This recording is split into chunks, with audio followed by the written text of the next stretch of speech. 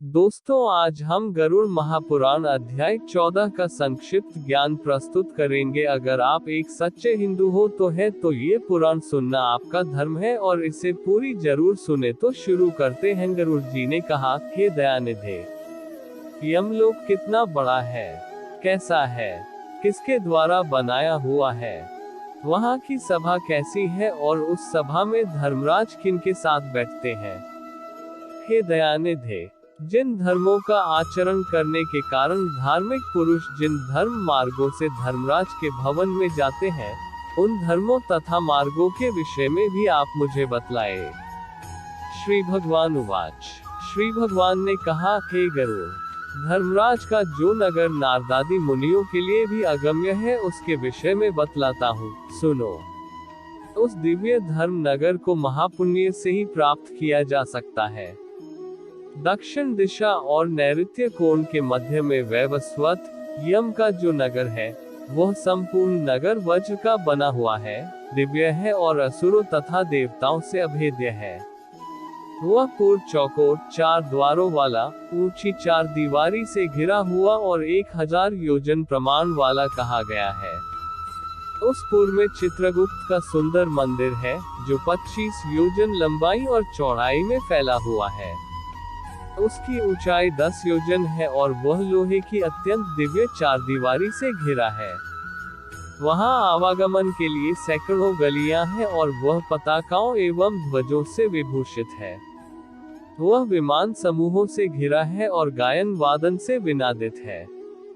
चित्र बनाने में निपुण चित्रकारों के द्वारा चित्रित है तथा देवताओं के शिल्पियों ने उसका निर्माण किया है। वह उद्यानों और उपवनों से रमणीय है, नाना प्रकार के पक्षीगण उसमें कलरव करते हैं तथा वह चारों ओर से गंधर्वों तथा अप्सराओं से घिरा है। उस सभा में अपने परम अद्भुत आसन पर स्थित चित्रगुप्त मनुष्यों की आयु की यथावत गणना करते हैं। वे मनुष्यों के पाप और पुण्य का लेखा जोखा करने में त्रुटि नहीं करते। जिसने जो शुभ अथवा अशुभ कर्म किया है, चित्रगुप्त की आज्ञा से उसे उन सब का भोग करना होता है। चित्रगुप्त के घर के पूरब की ओर ज्वर का एक बड़ा विशाल घर है और उनके घर के दक्षिण शूल, लूता और विस्फोट के घर हैं तथा पश्चिम में कालपाश, अजीर्ण तथा अरुचि के घर हैं। चित्रगुप्त के घर के उत्तर की ओर राजरोग और पांडुरोग का घर है। ईशान कोण में शिर, पीढ़ा का और अग्निकोण में मूर्छा का घर है। नैऋत्य कोण में अतिसार का, वायव्य कोण में शीत और दाह का स्थान है। इस प्रकार और भी अन्यान्य व्याधियों से चित्रगुप्त का भवन घिरा हुआ है। चित्रगुप्त मनुष्यों के शुभाशुभ कर्मों को लिखते हैं। चित्रगुप्त के भवन से 20 योजन आगे नगर के मध्य भाग में धर्मराज का महादिव्य भवन है। वह दिव्य रत्नमय तथा विद्युत की ज्वालामालाओं से युक्त और सूर्य के समान देदीप्यमान है। वह 200 योजन चौड़ा, 200 योजन लंबा और 50 योजन ऊंचा है। 1000 स्तंभों पर धारण किया गया है। वैदुर्यमणि से मंडित है, स्वर्ण से अलंकृत है और अनेक प्रकार के हर्म्य धनिकों के भवन और प्रासाद गृह से परिपूर्ण है। वह भवन शरतकालीन मेघ के समान उज्ज्वल, निर्मल एवं सुवर्ण के बने हुए कलशों से अत्यंत मनोहर है। उसमें चित्र बहुरंगी रंग के स्फटिक से बनी हुई सीढ़ियां हैं और वह हीरे के फर्श से सुशोभित है। रोशनदानों में मोतियों के झालर लगे हैं। वह पताकाओं और ध्वजों से विभूषित, घंटा और नगाड़ों से निनादित तथा स्वर्ण के बने तोरणों से मंडित है। वह अनेक आश्चर्यों से परिपूर्ण और स्वर्ण निर्मित सैकड़ों किवाड़ों से युक्त है तथा कंटकरहित नाना वृक्ष, लताओं एवं गुल्मों अर्थात झाड़ियों से सुशोभित है। इसी प्रकार अन्य भूषणों से भी भवन सदा भूषित रहता है। विश्वकर्मा ने अपने आत्मयोग के प्रभाव से उसका निर्माण किया है। उस धर्मराज के भवन में 100 योजन लंबी चौड़ी दिव्य सभा है, जो सूर्य के समान प्रकाशित, चारों ओर से देदीप्यमान तथा इच्छानुसार स्वरूप धारण करने वाली है। वहां न अधिक ठंड है, न अधिक गर्मी। वह मन को अत्यंत हर्षित करने वाली है। उसमें रहने वाले किसी को न कोई शोक होता है, न वृद्धावस्था सताती है, न भूख प्यास लगती है और न किसी के साथ अप्रिय घटना ही होती है।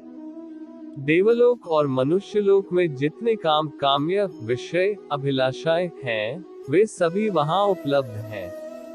वहां सभी तरह के रसों से परिपूर्ण भक्ष्य और भोज्य सामग्रियां चारों ओर प्रचुर मात्रा में है। वहां सरस, शीतल तथा उष्ण जल भी उपलब्ध है। उसमें पुण्यमय शब्दादि विषय भी उपलब्ध हैं और नित्य मनोवांछित फल प्रदान करने वाले कल्प वृक्ष भी वहां है।